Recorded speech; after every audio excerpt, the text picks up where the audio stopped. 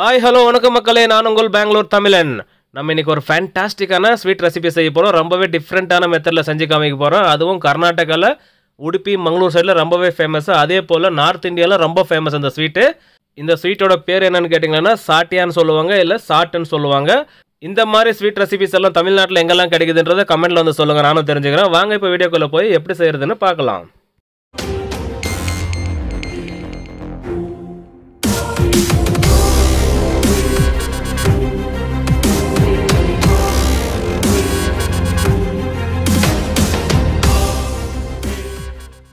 நம்ம இன்றைக்கி சாட்டியான்ற ஸ்வீட் செய்ய போகிறோம். அதுக்காக 1/2 கிலோ மைதா மாவு எடுத்துருக்கோம். அது ஒரு பெரிய அகலமான பாத்திரத்தில் போட்டுக்கலாம். போட்டதுக்கப்புறம் இது நடுவில் அப்படியே பள்ளம் பண்ணிக்கலாம். இந்த மாதிரி என்ன தங்க பண்ண போறீங்க? நான் சொல்ல வர்றது என்னன்னா, இப்போ இந்த தருணத்தில் 1/4 டீஸ்பூன் சோடா எடுத்துருக்கோம். அதையும் சேர்த்துக்கலாம் இது கூடவே. ஆஹா. அடுத்ததாக லெமன் சால்ட் சேர்த்துக்கணும். அதுக்காக கொஞ்சமாக எடுத்துருக்கோம். அதோட அளவு எவ்வளோனாக்கா, நம்ம சோடா எடுத்துருந்து ஒரு 1/4 டீஸ்பூன் இருந்ததில் அதில் பாதி சோடா எடுத்ததுலேருந்து பாதி அளவுக்கு எடுத்து இதில் சேர்த்துருக்கோம். இப்போ இதில் தண்ணி சேர்த்துக்கலாம். 170 கிராம் தண்ணி சேர்த்துக்கலாம்.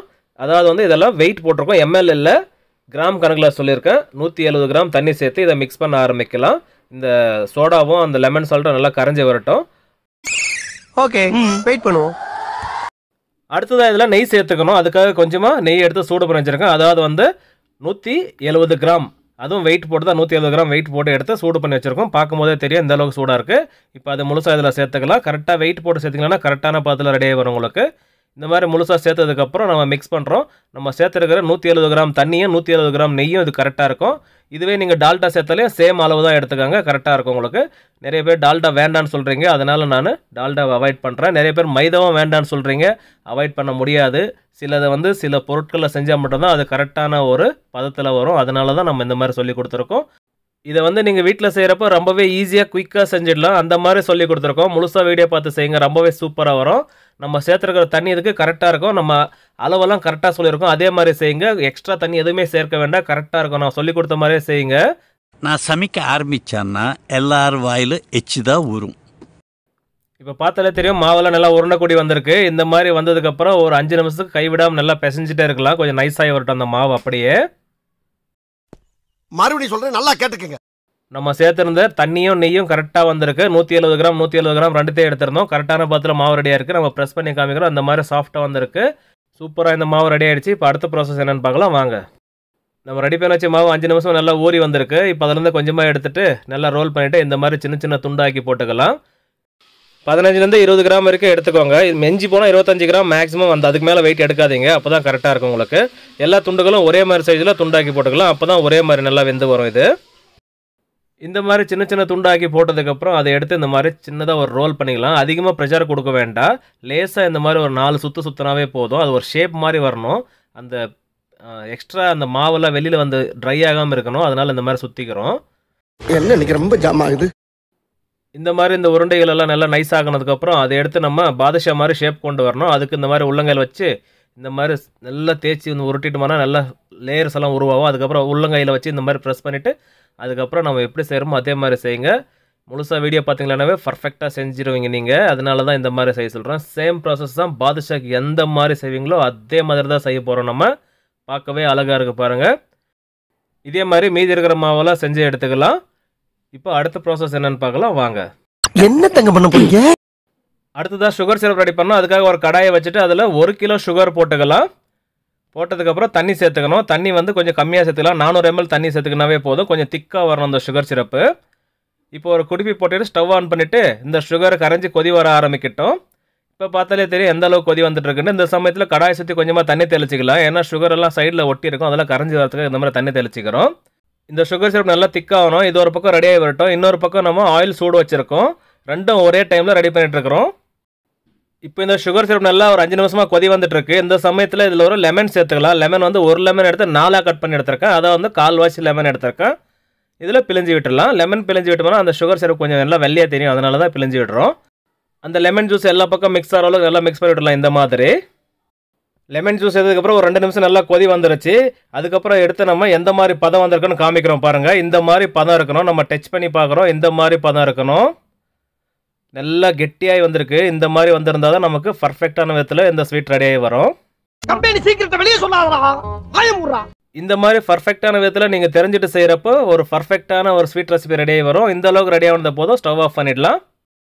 இப்போ ஆயில் நல்லா மிதமான சூடு வந்திருக்கு. முதல்ல ஒன்று போட்டு டெஸ்ட் பண்ணிக்கலாம். அந்த ஆயில் கொதி வர்றதை பார்த்தாலே தெரியும் எந்த அளவுக்கு ஆயில் சூடு இருக்குன்றது. அதிகமாக சூடு இருக்கக்கூடாது, கம்மியான சூடு இருக்கணும்.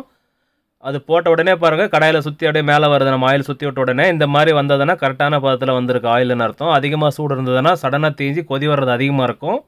இப்போ இதை அப்படியே எடுத்து நம்ம தொட்டு பார்க்குறோம். தொடுறப்போ ரொம்ப சாஃப்டாக இல்லாமல் ஒரு அளவுக்கு கெட்டியாக இருக்கணும். அந்த அளவுக்கு வந்தாவே போதும். அந்த மாதிரி வந்ததுனாவே ஆயில் கரெக்டான சூடு இருக்குன்னு அர்த்தம். இந்த சமயத்தில் மீதி இருக்கிற மாவெல்லாம் எடுத்து இந்த ஆயிலில் போட்டுக்கலாம். நான் கொஞ்சம் ஆயில் அதிகமாக வச்சுருக்கேன். நான் ஒரே பேட்சை போட்டு வேக வைக்க போகிறேன். அதனால் நான் அதிகமாக வச்சுருக்கேன். நீங்கள் வீட்டில் செய்கிறப்போ 1 லிட்டர் ஆயில் வச்சு 2லேருந்து 3 பேட்சை போட்டு வேக வச்சு எடுத்துக்கோங்க. இந்த மாதிரி முழுசாக போட்டதுக்கப்புறம் ஒரு குட்டி ஜாரை அவனை எடுத்துகிட்டு இந்த மாதிரி ஆயிலை ஷேக் பண்ணி விடலாம். இந்த மாதிரி ஷேக் பண்ணுறப்போ கடாயில் ஒட்டிருக்கிற அந்த மாவெல்லாம் பிரிஞ்சு மேலே வரும். அதனால் இந்த மாதிரி ஷேக் பண்ணுங்கள். எப்பவுமே இந்த மாதிரி செய்கிறப்போ கொஞ்சம் பெரிய கடாயை வச்சுட்டு ஆயில் ஊற்றி செய்யுங்க. அப்போ ஆயில் வெளியே தழும்பாமல் இருக்கும். அதனால் இந்த மாதிரி செஞ்சிங்களன்னா உங்களுக்கு கை மேலே விழாமல் இருக்கும். அதுவும் இல்லாமல் எக்ஸ்ட்ரா ஆயில் வெளியே போகாமே இருக்கும். அதனால் இந்த மாதிரி செய்யுங்க, ரொம்பவே சூப்பராக வரும் உங்களுக்கு. இந்த மாதிரி செஞ்சதுக்கப்புறம் பாருங்கள் கடாயில் ஒட்டாமல் எல்லாம் மேலே வந்துருச்சு. அப்படியே ஆயிலை சுற்றி விட்டோம்னாக்கா அப்படியே சுற்றுது பாருங்கள். இப்போ வரைக்கும் ஸ்டவ் வந்து சிம்மில் தான் இருக்குது. இப்போ இது பர்ஃபெக்டான சூடில் ரெடியாகி வந்துட்டுருக்கு. இப்போ கரெக்டாக அது வந்துட்டுருக்கான்றதை செக் பண்ணுறது எப்படின்னு பார்க்கலாம்னா, இப்போ எடுத்துகிட்டு நம்ம முன்னாடியே டெஸ்ட் பண்ண தெரியுமா அந்த மாதிரி எடுத்து ப்ரெஸ் பண்ணி பார்க்க போகிறோம். பாருங்கள் முன்னாடி ப்ரெஸ் பண்ண எப்படி இருந்தால் அதே மாதிரி இருக்குது. இந்த சமயத்தில் நம்ம ஃப்ளேம் கொஞ்சம் அதிகப்படுத்திக்கலாம், மீடியம் ஃப்ளேமுக்கு.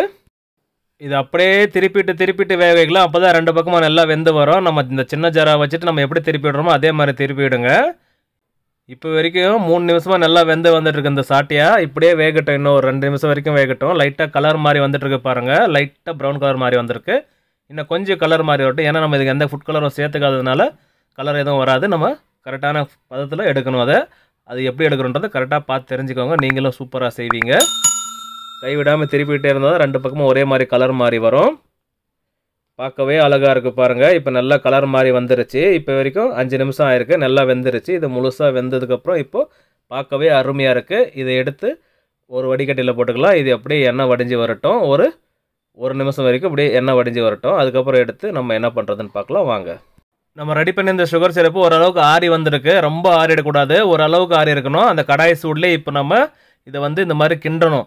கிண்டுறப்போ என்ன ஆகும்னா அந்த சுகர் வந்து வெள்ளையாக மாறும். அந்த சுகர் நம்ம சக்கரை கட்டியிருக்குன்னு சொல்லுவாங்கள்ல, அந்த மாதிரி ஒரு ஸ்வீட் மேலே சக்கரை கட்டவுன்னு சொல்லுவாங்கள்ல, அந்த மாதிரி வரணும். அதுக்காக இந்த மாதிரி நல்லா மிக்ஸ் பண்ணோம்னா நல்லா பால் மாதிரி தெரியுது பாருங்கள். இந்த மாதிரி நல்லா கிண்டுறப்போ அது நல்லா இந்த மாதிரி நைஸ் ஆகிடும். இதுக்கப்புறம் இதில் எடுத்து நம்ம ரெடி பண்ணி வச்சுருக்க சாட்டியாகவே எடுத்து இதில் போடணும். எப்படியா புதுசாக கண்டுபிடிக்கிறீங்க? நல்லா பால் மாதிரி வந்ததுக்கப்புறம் நம்ம இதை எடுத்து இதில் ஒன்று போட்டுக்கிறோம். போட்டதுக்கப்புறம் அதை வந்து நம்ம 2 பக்கம் திருப்பி விட்டு நல்லா ஊற வைக்கணும். மீன்ஸு ஒரு 30 செகண்டுக்கு அப்படியே ஊற வைக்கணும். அதுக்கு முன்னாடி அது எடுத்து வைக்கிற ட்ரையில் நம்ம நெய் பூசி வச்சுருக்கணும். அந்த ட்ரையில் நான் நெய் பூசி வச்சுருக்கேன். இப்போ நல்லா திருப்பி விட்டுட்டோம். ஒரு 2லேருந்து 3 முறை நல்லா திருப்பி விட்டதுக்கப்புறம் இதை எடுத்து நம்ம நெய் பூசி வச்சுருக்கிற ட்ரையில் எடுத்து வச்சுக்கலாம். எதுக்காக நெய் பூசுகிறோம்னா இந்த சுகர் வந்து இந்த ஸ்வீட்டில் நல்லா கெட்டியாக பிடிச்சிரும். அதுக்கப்புறம் அதை ட்ரையில் எடுத்து வச்சு அதுவும் அந்த ட்ரையில் பிடிச்சிரும். அதனால தான் நம்ம நெய் பூசி வச்சுருக்கிற ட்ரையில் எடுத்து வைக்கிறோம். அதுக்கப்புறம் நம்ம எடுக்கிறப்போ உடையாமல் வரும். அதனால் இந்த மாதிரி நெய் பூசி வச்ச ட்ரையில் எடுத்து வச்சுக்கிட்டோம். ஒன்றா ஒரு 3லேருந்து 4 முறை நல்லா திருப்பிட்டு எடுத்துங்களானாக்கா சுகர் கோட்டிங். இது சுகர் சிரப்புன்னு சொல்லக்கூடாது, சுகர் கோட்டிங்னு சொல்லணும். இதை நம்ம எப்படி செய்கிறோமோ அதே மாதிரி செஞ்சிங்களான்னா உங்களுக்கு பர்ஃபெக்டான ஒரு சாட்டியாக ரெடியாகி வரும். ஒரு டிஃப்ரெண்ட்டான மெத்தடில் செஞ்சு காமிச்சிருக்கோம். ஒரு டிஃப்ரெண்ட்டான ஸ்வீட்ஸ் இதெல்லாம். இதே மாதிரி நீங்களும் செஞ்சு உங்கள் வீட்டில் இருக்கிறவங்களெல்லாம் அசத்தணும் அப்படின்னு நினச்சிங்கன்னா இந்த வீடியோ முழுசாக பார்த்து செய்யுங்க. ரொம்பவே சூப்பராக வரும். ஃபஸ்ட்டு ஒரு 5-6 பீஸ் ஃபஸ்ட் பேட்ச் போட்டு எடுத்துக்கிட்டோம். அதே மாதிரி திரும்பவும் ஒரு 5-6 பீஸ் போட்டுக்கலாம். போட்டதுக்கப்புறம் திரும்பவும் திருப்பிடலாம். ஒரே டைம் அதிகமாக போட வேண்டாம், கம்மியாக போட்டு அதை திருப்பிடணும். ஏன்னா அது ரொம்ப சாஃப்டாக வெந்திருக்கும். அந்த சுகரில் போய் நல்லா ஊறி வந்ததுக்கப்புறம் நல்லா கெட்டியாகும். அப்போ தான் அது சாப்பிட்றதுக்கு நல்லா சூப்பராக இருக்கும். நல்லா பப்ஸ் சாப்பிட்ட மாதிரி ஒரு ஃபீல் கிடைக்கும் நம்மளுக்கு. ஒரு ஸ்வீட் பப்ஸ் எல்லாம் சாப்பிட்டா எப்படி இருக்கும் அந்த மாதிரி இருக்கும். அது சாப்பிட்றதுக்கு ஒரு லேயராக பாதுஷா சாப்பிட்ட மாதிரி இருக்கும். பட் கூடவே பப்ஸ் சாப்பிட்ட மாதிரி இருக்கும். ஒரு மாதிரி டிஃப்ரெண்ட் ஃப்ளேவரில் இருக்கும் சாப்பிட்றதுக்கு.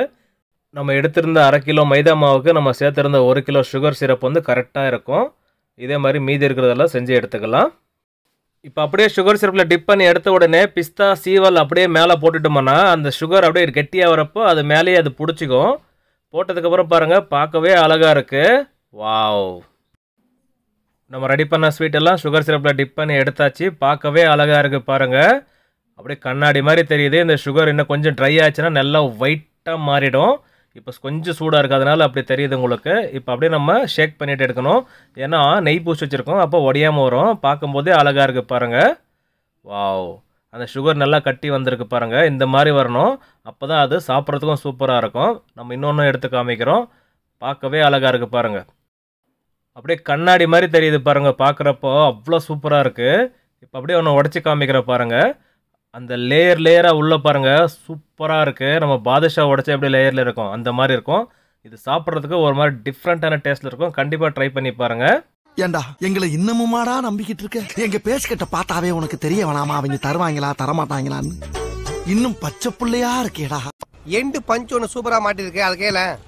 ஓகே மக்களே, நம்ம செஞ்ச இந்த சாட்டை என்ற ஸ்வீட் ரெசிபி உங்களுக்கு பிடிச்சிருந்தா கீழே லைக் பண்ணுங்க. அப்படியே அந்த வீடியோ ஃப்ரெண்ட்ஸ் அண்ட் ஃபேமிலி மெம்பருக்கு ஷேர் பண்ணி விடுங்க. நீங்களும் சப்ஸ்கிரைப் பண்ணால் பார்த்தா சப்ஸ்கிரைப் பண்ணிவிட்டு பக்கத்துலேயே பெல் ஐக்கானும் கிளிக் பண்ணிவிட்டு ஆல் என்ற பட்டனை கிளிக் பண்ணி விடுங்க. அப்போ தான் நாங்கள் போடுற வீடியோ உடனுக்குடன் நோட்டிஃபிகேஷன் வரும் உங்களுக்கு. மேலும் சப்போர்ட் பண்ணிவிட்டு வாங்க.